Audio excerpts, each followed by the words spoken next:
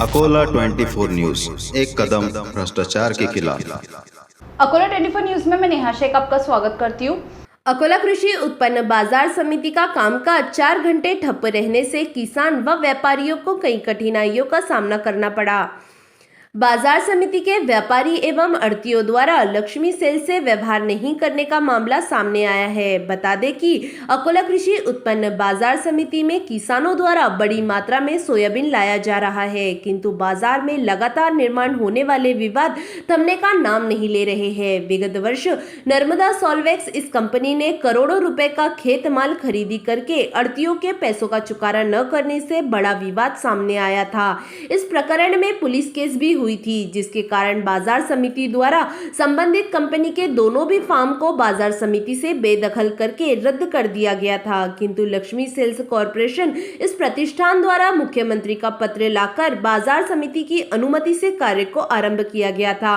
उन्होंने अपना 1 अक्टूबर को खरीदी बिक्री का व्यवहार शुरू किया, किंतु बाजार समिति के पूरे व्यापारियों और आढ़तियों के मंडल ने एक साथ आकर लक्ष्मी सेल्स कॉरपोरेशन फार्म के साथ किसी भी प्रकार का व्यवहार नहीं करने का निश्चय किया और बाजार समिति का कामकाज 4 घंटों तक बाधित रहा। किसान राष्ट्रपाल वानखेड़े का कहना था कि मैं कई वर्षों से लक्ष्मी सेल्स मार्फत अपना माल बेचता हूं। मैंने इस बार भी लक्ष्मी सेल के मार्फत अपना माल बेचना चाहा तो मेरे आसपास के सभी किसानों के सोयाबीन फसल का लीलाव हुआ, किंतु मेरा नहीं हुआ। इस कारण मैंने जब बाजार समिति से इसका जवाब पूछा तो उन्होंने कुछ नहीं कहा और दूसरे आढ़ती के पास माल ले जाने को कहा। फिर लक्ष्मी सेल्स कॉरपोरेशन को आरंभ करने की अनुमति क्यों दी गई, ऐसा सवाल उन्होंने उपस्थित किया।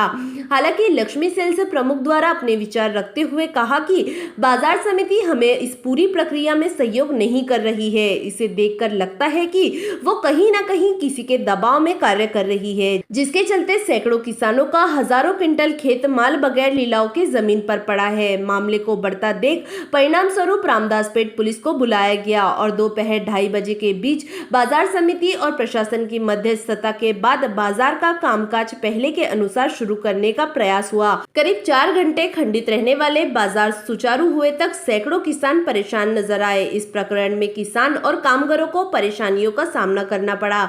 देखा जाए तो बाजार समिति में लगातार नए नए विवाद सामने आते ही रहते हैं, जिसका नुकसान किसानों को होता है। इस ओर संबंधित प्रशासन ने गंभीरता से ध्यान देने की जरूरत होने का विचार कई किसानों द्वारा एवं कामगारों द्वारा व्यक्त किया जा रहा है। अकोला 24 न्यूज के लिए चांद रिजवी की रिपोर्ट। काय समस्या आहे तुमची सांगा साहेब. एसएससी मध्ये 3 दिवस पहिले सोयाबीन टाकलं इथं हळदमध्ये आणि त्या याच्या इकडे ते जयलक्ष्मी थिएटरमध्ये लक्ष्मी सेलमध्ये सोयाबीन टाकलं 3 दिवस पहिले.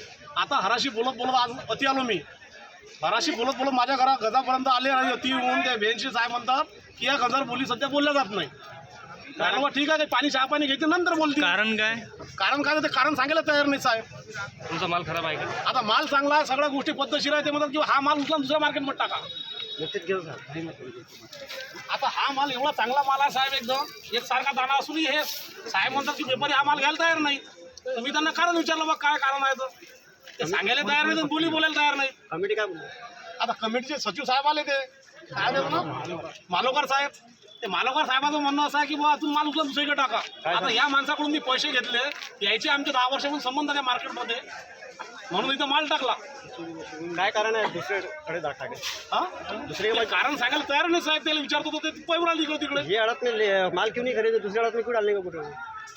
आता त्यांचं काय वैद्य भाडवदारासंग भांडण आहे हे ते किलो आतापर्यंत काही सांगत नाही आहे.